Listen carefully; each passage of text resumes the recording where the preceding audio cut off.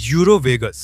ये सुनने में किसी सस्ते पूर्वी यूरोपीय जुए की जगह जैसा लगता है, लेकिन अगर इसे बनाया गया होता तो ये उस प्रसिद्ध नेवादा शहर को भी टक्कर देता जिसने इसे अपना नाम दिया है। ये एक बड़ी परियोजना थी जो स्पेन में मैड्रिड के ठीक बाहर बननी थी और जिससे उम्मीद थी कि यह स्पेन की अर्थव्यवस्था को 2008 की मंदी से उबार सकती है। शायद आपने यूरो वेगस के बारे में नहीं सुना होगा और इसकी वजह है कि वहां कुछ हुआ ही नहीं। न जमीन खरीदी गई, न निर्माण शुरू हुआ, न किसी ने पासा फेंका। यही स्पेन का महान कैसीनो शहर था। ऐसा कभी था ही नहीं। अराजकता में एक मृग तृष्णा। 2010 के दशक की शुरुआत में स्पेन मुश्किल में था, बहुत ज्यादा मुश्किल में। वैश्विक वित्तीय संकट से पहले के वर्षों में स्पेन उस तरह की आर्थिक उछाल का अनुभव कर रहा था जो अगर आप भाग्यशाली हों तो एक सदी में कुछ ही बार आता है। यह आर्थिक विस्तार मुख्यतः निर्माण, रियल एस्टेट और आसान कर्ज से हुआ, जिसमें आखिरी कारण बहुत अहम था। देखिए, स्पेन अपने चरम पर हर साल जर्मनी, फ्रांस और यूके से ज्यादा घर बना रहा था। निर्माण उद्योग के साथ मिलाकर यह देश की जीडीपी का लगभग 13% हिस्सा था। हर कोई अच्छा कर रहा था, लेकिन दुनिया भर की दूसरी बुलबुलों की तरह इस दिखावटी समृद्धि का बड़ा हिस्सा कर्ज के पहाड़ों पर टिका हुआ था। जब 2008 आया तो वह बुलबुला फूट गया और बहुत जल्दी पूरा ताश का महल ढहने लगा। 2008 से 2012 के बीच बेरोजगारी लगभग 8% से बढ़कर करीब 26% हो गई। युवाओं में बेरोजगारी 55% से भी ऊपर चली गई, जो यूरोप में सबसे ऊंची दरों में से एक थी। निर्माण उद्योग ढह गया और कई बैंक तबाही के कगार पर आ गए जब सुनहरे दिनों में दिए गए आसान कर्जों की असलियत सामने आई। स्थिति बहुत गंभीर लग रही थी, लेकिन फिर एक संभावित परियोजना सामने आई जो अपने आकार और वादे में इतनी विशाल थी कि स्पेन ही नहीं, पूरे यूरोप के क्षेत्रीय नेता भी इसके लिए उत्साहित हो उठे। यूरो वेगस परियोजना लास वेगस सैम्स अमेरिकी कैसीनो कॉरपोरेशन का विचार था, जो लास वेगस, मकाऊ और सिंगापुर में अपने विकास के लिए प्रसिद्ध है। यह प्रसिद्ध लास वेगास स्ट्रिप की तर्ज पर बनाया जाना था, जिसमें एक विशाल मनोरंजन परिसर, रिसॉर्ट्स, होटल, सम्मेलन केंद्र, शॉपिंग क्षेत्र और निश्चित रूप से यूरोप में अब तक देखी गई किसी भी जगह से कहीं अधिक जुए के अवसर शामिल होते। यह बहुत बड़ा था, जिसकी शुरुआती निवेश राशि 17 से 25 अरब यूरो के बीच की शुरुआती निवेश राशि की चर्चा थी, जिससे यह यूरोप में अब तक प्रस्तावित सबसे बड़ी निजी विकास परियोजनाओं में से एक बन जाता। इटली ने इस परियोजना पर विचार किया, फ्रांस ने भी थोड़े समय के लिए, लेकिन वास्तव में दौर में केवल एक ही देश था। ऐसा लग रहा था कि यह स्पेन में आ रहा है। Euro Vegas. इस परियोजना के पीछे लास वेगस सैम के सीईओ शेल्डन एडेल्सन थे, जिनकी जुए के गंतव्यों और भव्य होटलों की कल्पना ने उन्हें मेगा प्रोजेक्ट्स बनाने को प्रेरित किया। द वेनेशियन लास वेगस 1999 में खुला था और इसमें 4000 कमरे थे, जो चौंकाने वाला लगता है, जब तक कि आपको यह पता न चले कि मकाऊ वेनेशियन, जिसमें 1000 कमरे कम हैं, वास्तव में पृथ्वी की 10वीं सबसे बड़ी इमारत है। 10.5 मिलियन वर्ग फीट या लगभग 1 मिलियन वर्ग मीटर के फ्लोर स्पेस के साथ, जो डिज्नीलैंड के आकार से लगभग 1.5 गुना बड़ा है। और ये एक इमारत है। इस आदमी की सोच बहुत बड़ी है, लेकिन मंदी के दौरान उसे व्यक्तिगत रूप से बहुत बड़ा झटका लगा, जिससे उसकी निजी संपत्ति 30 अरब डॉलर से घटकर 2 अरब डॉलर रह गई। ये 93% की उल्लेखनीय गिरावट थी। पर ज्यादा दुखी मत होइए, सिर्फ 3 साल बाद 2011 में वो दुनिया के 16वें सबसे अमीर व्यक्ति बने, जिनकी संपत्ति 23.3 अरब डॉलर थी। दुनिया अजीब है ना? एक आदमी जिसके पास सिर्फ 2 अरब डॉलर थे। एडेल्सन जोखिम लेने वाला था, लेकिन उसकी छवि सख्त रणनीतियों और संदिग्ध सौदों के लिए भी थी। लास वेगस के एक टाइकून के लिए यह तो बड़ा चौंकाने वाला है ना? उनके बड़े दान हैं, जिनसे उन्होंने एक राजनीतिक पार्टी को समर्थन दिया। उन्होंने और उनकी पत्नी ने 2016 और 2020 के चुनावों में करीब 200 मिलियन डॉलर दान किए। कहा जाता है कि इसमें कुछ गलत नहीं है, बस जिक्र कर रहा हूं। उन पर लंबे समय से यूनियन विरोधी होने का आरोप भी लगता रहा है और ऐसा लगता है कि उन्हें अपने कर्मचारियों से कम वेतन पर लंबी शिफ्टों में काम करवाने में कोई आपत्ति नहीं है। उन्हें सचमुच कोई आपत्ति नहीं है। वो धूम्रपान विरोधी कानूनों के सख्त खिलाफ थे, क्योंकि उनके हिसाब से जुए का उद्योग और धूम्रपान वैसे ही साथ चलते हैं जैसे यूके में भेड़ का मांस और पुदीने की चटनी या अमेरिका में पीनट बटर और जेली। ये बातें यूरोवेगस से पहले भी आई थीं, लेकिन इन्हीं कारणों से ये संभव नहीं हो सका।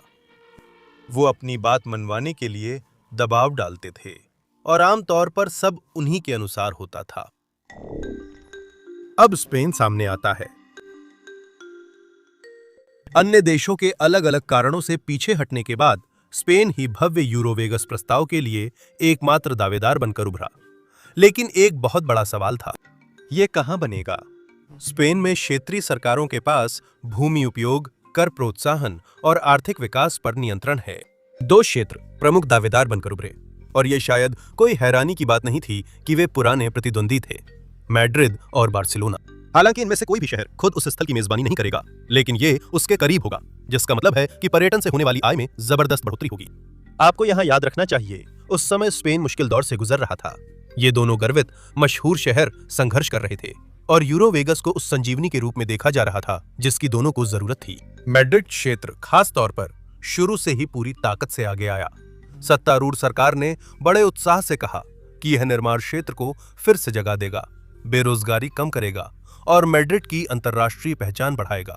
बार्सिलोना में भावनाएं मिली-जुली थीं। कागज पर विचार अच्छा था, लेकिन जब यह कानूनी रूप से जटिल निकला तो कैटलोनिया में राय तुरंत बढ़ गई। बार्सिलोना ने बहुत जल्दी इस दौर से खुद को बाहर कर लिया, जिससे मैड्रिड क्षेत्र ही इस दौर में अकेला रह गया। अल्कोरकॉन, जो राजधानी के दक्षिण पश्चिम में है, लास वेगस पार्ट 2 के लिए उपयुक्त था, क्योंकि वहां बड़े अविकसित क्षेत्र हैं और मैड्रिड के केंद्र व हवाई अड्डे तक आसान परिवहन है। जैसे जैसे विस्तृत योजनाएं सामने आने लगीं, यह स्पष्ट हो गया कि यूरोवेगस कितना विशाल होने वाला है। 750 से 10,000 एकड़ में फैला ये न्यूयॉर्क के सेंट्रल पार्क से कम दोगुना बड़ा है और आधुनिक स्पेनिश इतिहास की सबसे बड़ी शहरी परियोजनाओं में शामिल है। जल्द ही एक वेबसाइट लॉन्च हुई जिसमें इसका शानदार रूप दिखाया गया। ये वाकई प्रभावशाली था। इसमें 15 गगनचुंबी इमारतें, 6 casino, 3 golf course, shopping mall, convention centre, park, मनोरंजन केंद्र और 20,000 दर्शकों का एम्फीथिएटर शामिल है। ये बहुत बड़ा था और स्थान चुनते ही सबको प्रोजेक्ट को लेकर अच्छा लगने लगा। रियायतें। अब जैसे ही मैड्रिड की क्षेत्रीय सरकार ने एक दूसरे की पीठ थपथपाना और खुद को सदी की डील हासिल करने पर बधाई देना खत्म किया, अडेल्सन की रियायतों की लंबी सूची जोरदार तरीके से सामने आ गई। अब जैसा कि मैंने पहले कहा था, यह एक ऐसा आदमी था जो अपनी बात मनवाने के लिए लोगों पर दबाव डालने का आदी था। राजनीतिक दबाव या गुप्त सौदों से चीजें अक्सर अडेल्सन की इच्छा के अनुसार होती थीं। उन्होंने और उनकी कंपनी ने जुए टैक्स में छूट, श्रम नियमों में बदलाव, सामाजिक सुरक्षा में राहत, स्पेन के कैसीनो में धूम्रपान छूट और विदेशी कर्मचारियों की नियुक्ति के लिए आवर्जन नियमों में लचीलापन मांगा। तो बस कुछ अतिरिक्त बोलीदाता की मांगे थीं, जहां ज्यादातर बातचीत गुप्त रखी गई थी। आप कल्पना कर सकते हैं कि जब ये मांगे पहुंची तो मैड्रिड में उस कमरे में सबके हलक सूख गए होंगे। वो स्पेनिश अधिकारियों से सिर्फ यूरोवेगस के लिए अलग कानून बनाने की मांग कर रहे थे और उनका तर्क सीधा था, हम 2,50,000 नौकरियां सीधे और परोक्ष रूप से देंगे और अन्य क्षेत्रों में पर्यटन को भी काफी बढ़ावा देंगे, इसलिए आप वही करेंगे जो मैं कहूंगा। सार्वजनिक रूप से मैड्रिड की क्षेत्रीय सरकार ने रचनात्मक बातचीत की बात दोहराई, लेकिन निजी तौर पर एडेल्सन की मांगों की वैधता और नैतिकता पर गंभीर सवाल उठने लगे। यह समझना आसान है। सबसे चर्चित मुद्दा सार्वजनिक स्थानों पर इंडोर स्मोकिंग बैन था, जो 2004 से 2011 तक पूरे यूरोप में लागू हुआ। स्पेन ने 2011 में यह कानून पास किया, वह अंतिम देशों में था। एक साल बाद जब एक दबंग यंकी ने यूरोवेगस के सार्वजनिक स्थानों पर धूम्रपान की मांग की, तो कई लोगों ने इसका विरोध किया।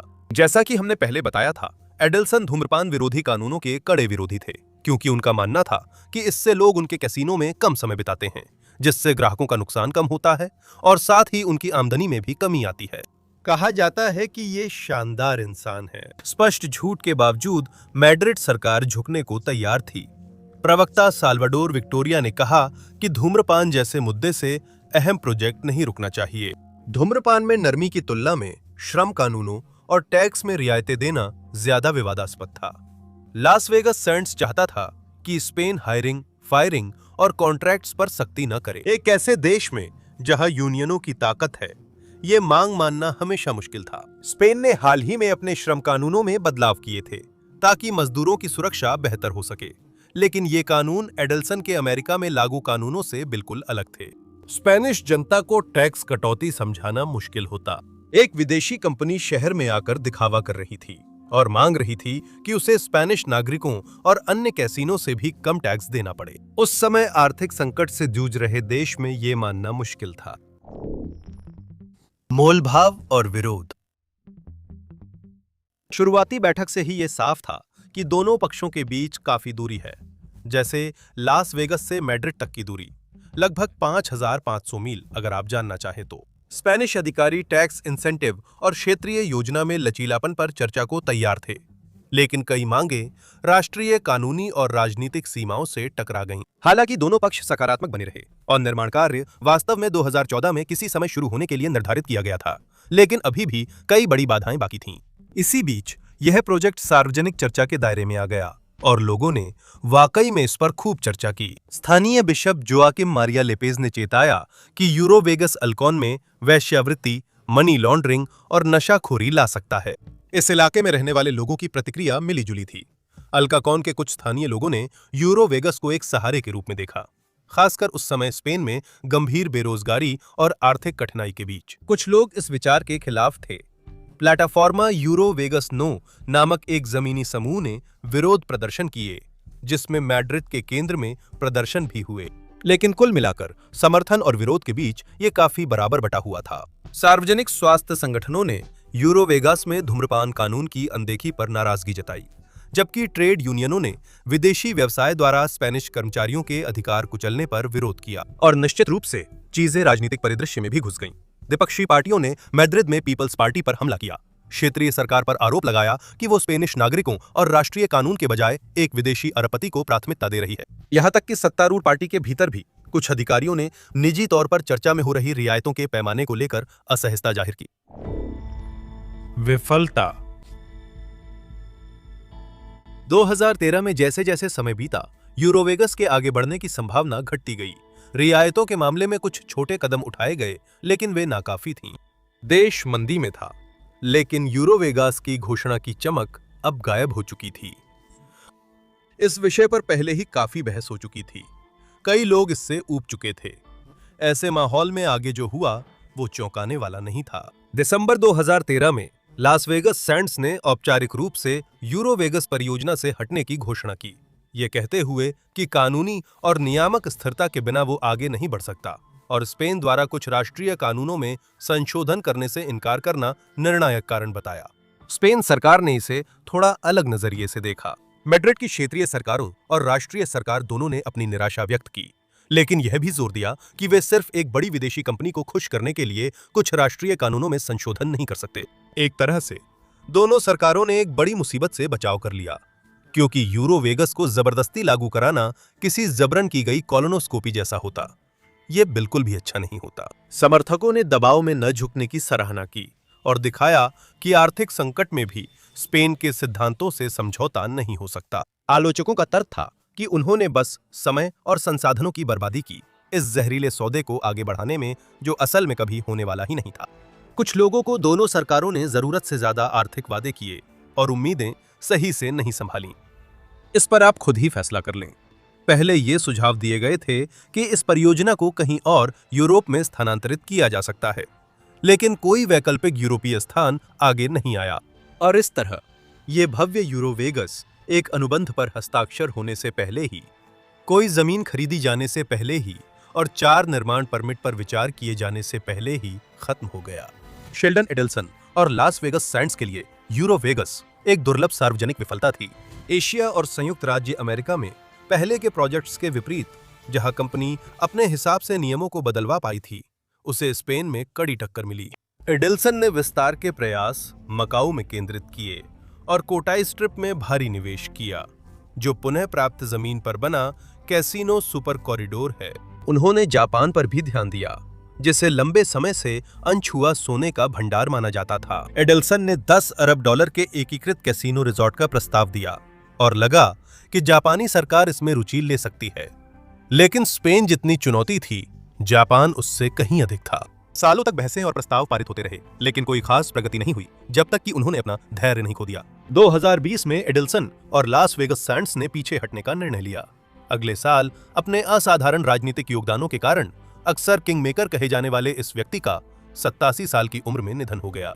किसी को उम्मीद नहीं थी कि यूरो वेगस का नाम फिर सुना जाएगा, लेकिन 2023 में यह अचानक लौट आया। Company Euro Vegas City Group PLC Cyprus में बनी थी और खुद को असफल परियोजना की उत्तराधिकारी मानती थी। एक आकर्षक वेबसाइट सामने आई, साथ ही ऐसी तस्वीरें और वीडियो भी दिखाए गए कि यूरो वेगस एक दिन टिक सकता है। 6 किलोमीटर लंबा मुख्य बुलेवार्ड, दोनों ओर 40 रिसॉर्ट्स के साथ, जिनमें stardust, Monte Carlo, the world, forest city और एमेजोनिया शामिल हैं, पूरे प्रोजेक्ट की रीढ़ है। फिलहाल ये सब कल्पना है, न फंडिंग है न मंजूरी, और वेबसाइट का मुख्य उद्देश्य निवेश आकर्षित करना लगता है।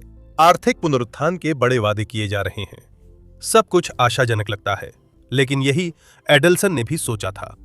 हालांकि 2012 में यूरोवेगस के अतीत की परछाई भी आसपास मंडरा रही थी, लेकिन साथ ही हमेशा की तरह वही पुराने अड़चनें भी थीं। यूरोप की सबसे महत्वपूर्ण निजी रियल एस्टेट परियोजनाओं में से एक बन सकती थी, लेकिन वह एक दशक पहले धराशायी हो गई थी और अब उसका फिर से लोकप्रिय होना मुश्किल है। ना आज न कल, लेकिन क्या भविष्य में कभी? मेरा मतलब है, कौन जानता है। देखने के लिए धन्यवाद।